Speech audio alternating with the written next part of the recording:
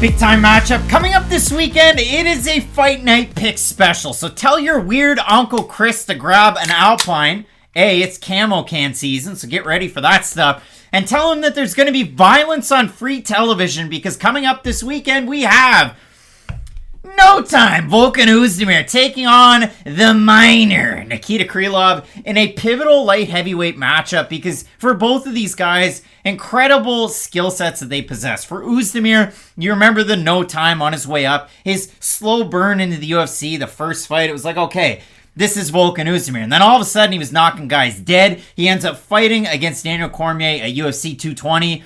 And y'all must have forgot. It just went so bad for him in that matchup. He was in a main event in a fight night against Anthony Smith in Fredericton. No, it was Moncton, New Brunswick, Canada. I said Fredericton. I have St. John in the mind with the Alpine, but it was in Moncton. And Oezdemir struggled in the matchup and he got finished. And since then, it's been wishy-washy. But his last time out against one Paul Craig, Matt, boy, oh boy, did he defend all the takedowns and look very good. He looked really good, and I'm going to zag a little bit. I don't think Volkan Oezdemir looked that bad against Anthony Smith. He had a lot of success in the striking. He had his own success in the grappling. Now, granted, he broke his nose and his cardio fell off a cliff, but I really do think that in the early parts of that fight, there's a lot of things that you can take from and actually apply them to this fight against Nikita Krylov, because for Volkan Oezdemir, it has been an interesting UFC run. He was one of those few prospects who really gets that heavy promotional push. It's, hey, you are no time. It's a division that doesn't have a lot of exciting contenders right now. There's a poster in the corner of this office that never fail to bring up 15 seconds, the quickest finish for him, and 22 for Anthony Smith. He had an awful fight against OSP in his UFC debut, though, that I feel like we have to bring up, where they just kept on calling him a Swiss kickboxer, which I thought was weird. Not really an area known for their kickboxers, but still,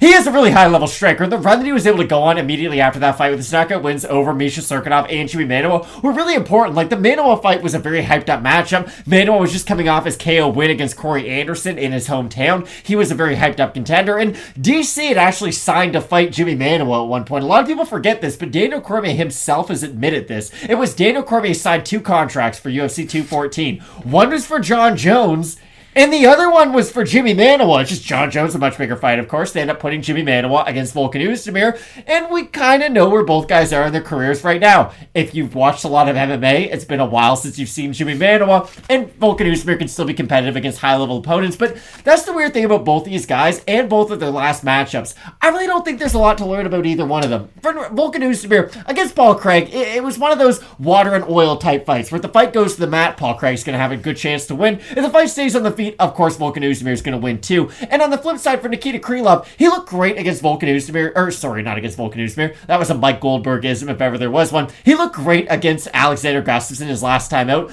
But the caveat I always put on that fight is, it's been a while since Alexander Gustafsson's been called the Mauler in a cage. He had fought at heavyweight, he had retired multiple times. So for Krylov, it was definitely a great way to get back on winning track. I just don't know how many skills we can take from that original fight and then apply them to this one as well. I think Nikita Krylov, when it does come down to this one, you consider the background that he does have in MMA, and of course he is a Kyokushin karate black belt, and you know that. He started karate when he was a kid. He brought it into the octagon. He brought it into the octagon at heavyweight when he weighed 218 pounds, taking on a guy in Walt Harris and knocking him out in 25 seconds. Now, he debuted against Saul Palelli, but we'll forget about that fight. Krylov at that time was 21 years old and already making moves. He ended up having success at light heavyweight. He went away back to fight nights globally, came into the UFC, and it's been a little wishy-washy. And if you look at the last 5 for Krylov, lose a split decision to Glover Teixeira, no shame in that one.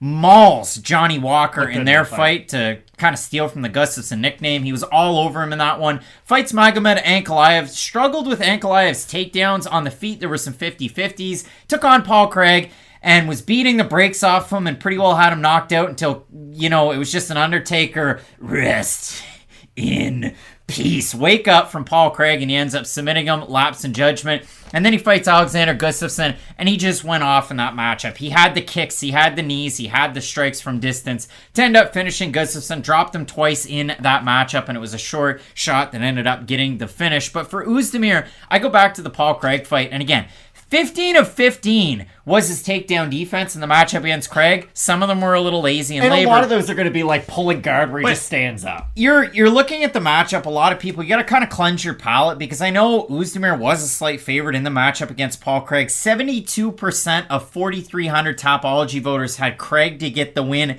in that pairing, and Oezdemir was able to get it done 30-27, all the shots on the feet. And I do think it does contribute a bit from that pairing into this one, the fact that he's been training at All-Stars in Sweden, getting ready for Craig, defending the takedowns, getting ready for Krylov. And yeah, if it's strike for strike's sake, Oezdemir can have a lot of success with his own boxing combinations, but when it comes down to the well-roundedness of Krylov, if Oezdemir can defend the takedowns, that just augments his striking that much more. And that's why I do favor Oezdemir in this matchup. I know that's weird to say I favor the underdog, but still, for Volkan Oezdemir, this fight more than any other, or I guess most of his fights in the UFC, comes down to, can he keep it standing or not? Because on the feet, I really don't think Nikita Krylov has the type of power that he was able to demonstrate his last time out. Now, yes, he dropped Gustafsson with basically every clean shot he was able to land on him. I don't think that's going to happen to Volkan Oezdemir, though, who hasn't declared his retirement 17 times leading up to this fight. I'm sorry, I was a big Gustafsson guy at one point, but just the shadow of him that we've seen in the UFC as of late has been really disappointing. I just favor Volkan Oezdemir on the feet, and that's really where I do primarily see this fight being contested at. Now, Nikita Krylov is tricky with his grappling, and I know we disagree on this, we're just going to. I don't think Nikita Krylov's a bad grappler. He's not. He's not the best grappler, though, because he is one of these grapplers who can really struggle on the defensive when he's fighting other guys who can really go out there and be physically strong with not only their submission game, but they're also or with the wrestling game as well. Think of like Glover Teixeira. And again, when I'm using championship caliber examples, it might not be the best example to go with, but Nikita Krylov on the feet, oddly enough, was able to be awkward enough to have some success. But when that fight did hit the mat, Nikita Krylov, who is a good grappler in his own right, was really struggling with some of the physicality of Glover when he was able to get in that top position. And to be fair, again, I don't think Volkan is going to use his physicality in the same way. I don't think he's going to shoot for his own takedowns, but I think he is strong enough to at least defend a lot of those early takedowns. And on the feet, I don't discredit Nikita Krylov's striking, but I think he's a little bit too single shot oriented fighting a guy like Volkan Oezdemir, who can really get into combinations when he gets on the inside. And I know this example's from a little bit a while ago as Craig makes faces to my right, but when Volkan Oezdemir had fought Ali Latifi, he looked great in that matchup, and I've really been wanting to see that version of Oezdemir for a while, because if that's the version that we got time in and time out of the octagon, I really do think Oezdemir would kind of be back in the mindset that people thought of him when he did fight Anthony Smith in that main event. Oezdemir, I think, could be another Anthony Smith type, where it's like, okay, we've got a main event that we need filled.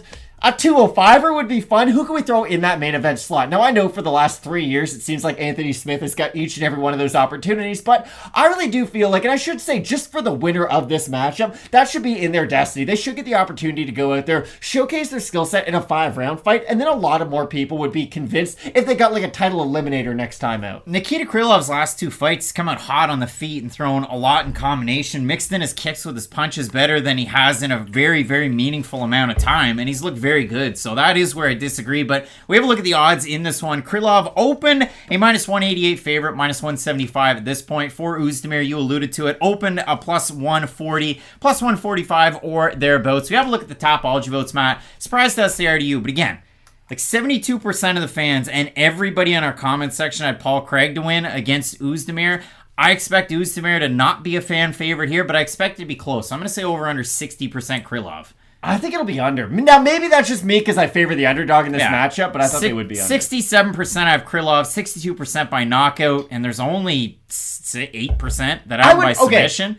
Just 33% of Oezdemir, 58% by decision, 35% by knockout. Matt, I think Nikita Krylov is more wonky when it comes in terms of his striking. I do like Oezdemir's takedown defense that he's shown in the majority of his UFC fights. The majority of the UFC fights, Oezdemir has good takedown defense. You go back and watch his fight with Bellator when he's fighting Kelly Knudsen, a championship wrestler. Knudsen takes him down, submits him. From that point to this point, yeah, it's 10 years ago. He's improved leaps and bounds with his wrestling. So credit where it's due with Oezdemir. He's a more technical striker in this, but I think Krylov, with the mix of takedowns, the wonky striking, the decent gas tank that you wouldn't think goes along with all of this, I think Krylov gets the win in this weekend for being more well-rounded. I think the leg kicks of Oezdemir are really going to be an important part of this fight. It was something they showcased a lot in the early tenure of his UFC career, and I know we all became just enamored, if you will, with the knockout power that Oezdemir has, but it's like Jerry West said about Kevin Durant. people are going to fall in love with your scoring, Kevin, and they're not going to pay attention to the other things you do well. I really do think Volkan Oezdemir has other parts to his game that are pretty high level outside of just his punching power, and that's why I do like him in this matchup. I think his takedown defense is good enough to defend the takedowns from Krylov. If it does hit the mat from some weird kind of scramble or anything in the clinch, then yes, I definitely favor Krylov once this hits the mat, and that's all I was going to say. If you think Krylov's going to win by stoppage, I don't know if knockout would be the way to go. Submission, I would say, if it does end inside the distance, I would definitely favor that to be